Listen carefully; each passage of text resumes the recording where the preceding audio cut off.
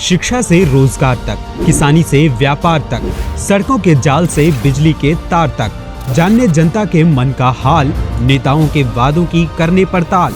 लाए हैं हम एक ऐसा मंच जहां चुनाव पर जनता कहेगी अपनी हर एक बात। सी न्यूज़ भारत पर मतदाता कहिन के साथ।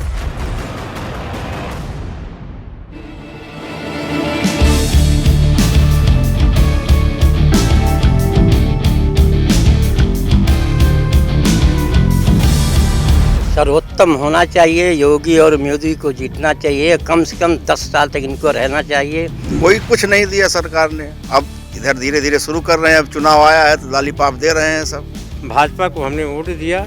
इस शासनकाल से मेरा आत्मा बहुत गदगद है, बहुत अच्छा लग रहा है इनका शासनकाल। वो कहते हैं कि हम राम को ले आए हैं, अरे उनको ये सोचना चाहिए जो राम उनको ले आए हैं वो राम को क्या ले आएंगे।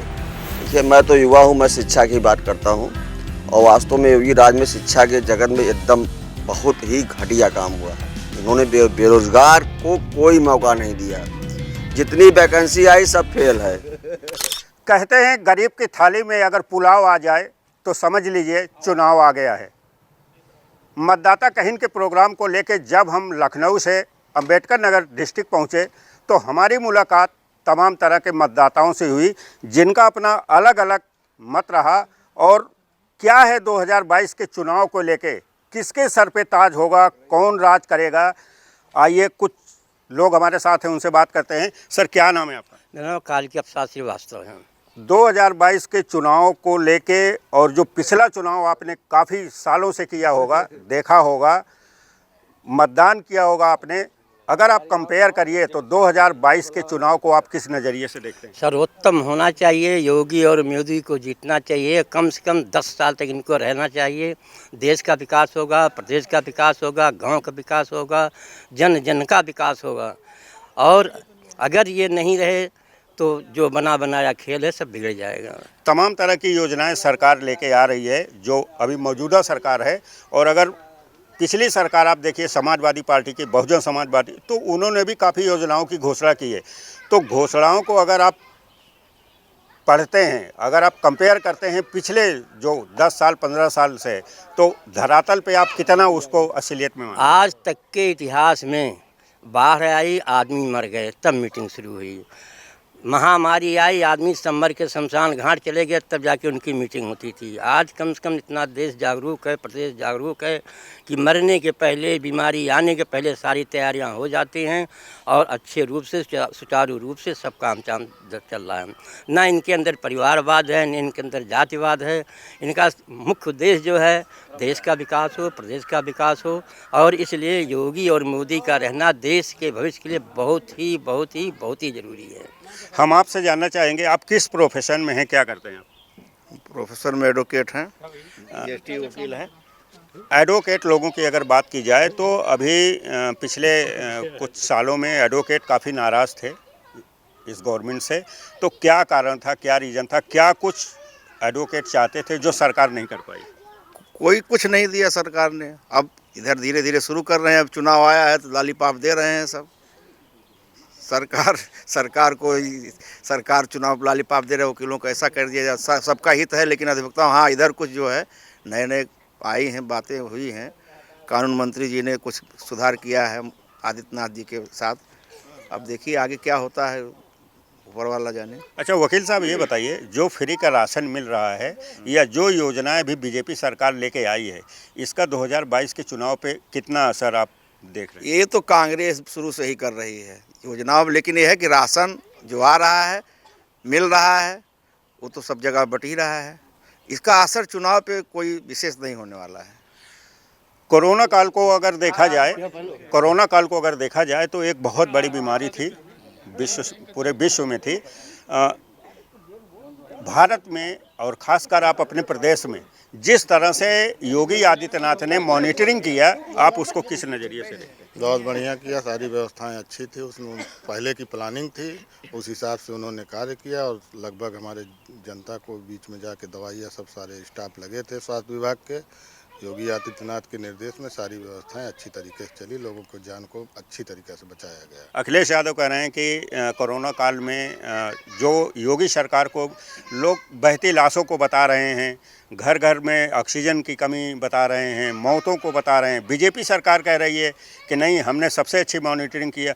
और कहीं न कहीं जो फॉरेन कंट्री है वहाँ के विदेश मंत्री का जो है एक बयान आया था कि अगर हमारे यहाँ योगी आदित्यनाथ जैसे मुख्यमंत्री हो जाएं या प्रधानमंत्री हो जाएं तो हमारा देश सुधर जाएगा। तो आपको क्या लगता है कि 2022 का जो चुनाव नज़दीक है बिल्कुल, इसका असर जनता पे पड़ेगा, वोट में तब्दील होगा ये? हाँ, काफ़ी होगा, उस पर जनता को वोट पड़ेगा और योगी के शासन और प्रशासन स्वास्थ्य व्यवस्था को लेकर ही सारे वोट पड़ेंगे। लगता है योगी जी से आपको काफ़ी सुविधाएं मिली? जी जी, मिली? काफ़ी, हाँ काफ़ी। तो मतलब आप बीजेपी के माने जाते हैं? हाँ। आप कहाँ से हैं? जी, हम यहाँ ग्राम अशफाबाद डंडिया से ही हैं। कितने साल हो गए आपको वोट करते? कम से कम आप समझ लीजिए कि हमको 20 साल हो गया। 20 साल। 20 साल से किसे वोट दे रहे हैं? हमने अपने जीवन काल में बसपा को भी दिया है और सपा को भी दिया है, कांग्रेस को भी दिया है, और सबसे बाद की संतुष्टि मेरा जो है भाजपा के लिए है। भाजपा को हमने वोट दिया। इस शासनकाल से मेरा आत्मा बहुत गदगद है, बहुत अच्छा लग रहा है इनका शासनकाल। कभी वोट दिया आपने? वोट दिए। इस साल किसको इरादा बनाए? जो हमारे सीनियर कहेंगे माननीय सरोज त्रिपाठी जी, हम लोग इनके समर्थक हैं। ये हमारे गांव के नेता हैं, ये जहां जाएंगे वहीं हम लोग जाएंगे। मतलब आपका अपना कोई वो नहीं? हम लोगों का भैया, हम लोग बच्चे हैं इनके सामने, कोई वो नहीं। आपका जो क्षेत्र है वो बसपा का गढ़ माना जाता है। मायावती ने काफ़ी स्टेज पे कहा, हमारे भी एक इंटरव्यू में उन्होंने कहा था कि अंबेडकर नगर हमारी पार्टी का जन्म हुआ है। तो आपको क्या लगता है कि बीजेपी इस बार सेंधमारी करने में कामयाब होगी? हाँ, श्योर। यहाँ ये जब मायावती जी ने जो है, बहन मायावती जी ने बहुत ही विकास किया है अंबेडकर नगर ज़िले के लिए। ये हम हमेशा सराहनीय करेंगे उनके काम का। लेकिन अब की बार मोदी जी और योगी जी के कार्य से सारी जनता संतुष्ट है। हमको लगता है कि इस 5 सीटों में हो सकता है 2-3 सीट भाजपा के खाते में चली जाए। जी, इस साल बीजेपी जी सेंधमारी करने में कामयाब हो जाएगी अंबेडकर नगर। जो काम करेगा वो अपने आप का जरूर जो है वो जनता भी उसको लाइक करेगी, उसका आत्मा भी कहेगा कि हमें चाहने वाले लोग हैं। आप लोगों की गिनती युवाओं में आती है। राम अचल राजभर 5 बार यहाँ से विधायक रहे बहुजन समाजवादी पार्टी से, अब वो इस समय सपा में है। आपको क्या लगता है कि सपा और बीजेपी की जो लड़ाई है, मेन 2 ही लड़ाई में देखे जा रहे हैं, किसका पलड़ा भारी नज़र आ रहा है? देखिए, मैं तो युवा हूँ, मैं शिक्षा की बात करता हूँ और वास्तव में योगी राज में शिक्षा के जगत में एकदम बहुत ही घटिया काम हुआ है। उन्होंने बेरोजगार को कोई मौका नहीं दिया। जितनी वैकेंसी आई सब फेल है, मतलब जितनी वैकेंसी आई सब फेल है, सब में धांधली चली है। सब बेरोजगार जितने सब तबाह हैं। इलाहाबाद में लाठीचार्ज करवाई गई, बच्चों को निकाल के मारा गया। ये कोई उनके मतलब बहुत अच्छी योजना इसको हम नहीं मानते हैं। और इसमें जितनी बेरोजगारी इस सरकार में कभी रही ही नहीं है। बीजेपी कहीं न कहीं कानून व्यवस्था को सामने लाके लाइमलाइट में आना चाह रही है, तो आपको लगता है कानून व्यवस्था सही हुआ? मेन चीज़ कानून ही नहीं होता। यहाँ के सबसे भविष्य जो है युवा होते हैं। यहाँ का भविष्य युवा है। अब युवा अगर बेरोजगार हैं, जानिए सरकार में कुछ नहीं है। इनसे युवा पर बहुत असंतुष्ट है और इसका परिणाम उनको देखना मिलेगा। सपा सरकार इस बार आएगी? हाँ बिल्कुल, हमको उम्मीद है आएगी, 100% आएगी। यहाँ से 5 सीट सपा ही निकालेगी। आप अंबेडकर नगर घूमते होंगे, आपको क्या परिस्थिति दिख रही है, किसके तरफ पलड़ा भारी दिख रहा है? देखिए, जहाँ तक पिछड़े वर्ग हैं वो एकदम योगी राज से असंतुष्ट हैं और यहाँ पे जो क्षेत्रीय जनता है, यहाँ पे गाय बैल भैंस सब उससे बहुत परेशान है और इसका परिणाम हमको देखना पड़ेगा। बाकी इस यूपी सरकार में सिर्फ धर्म के नाम पे राजनीति करना, ये हमको एकदम मतलब कि जानिए अंग्रेज वाली राजनीति करते हैं, ये हमको एकदम पसंद नहीं। धर्म के मतलब धर्म को लेकर राजनीति करना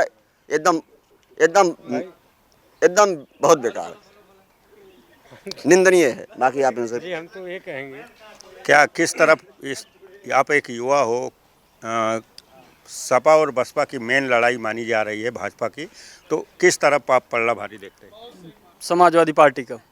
समाजवादी पार्टी, क्या कारण है उसका? क्योंकि उन्होंने आज तक युवाओं के बारे में सोचा है, किसानों के बारे में सोचा है, नौजवानों के बारे में सोचा है। जात-पात की राजनीति नहीं करने वाले, और ना राम मंदिर के।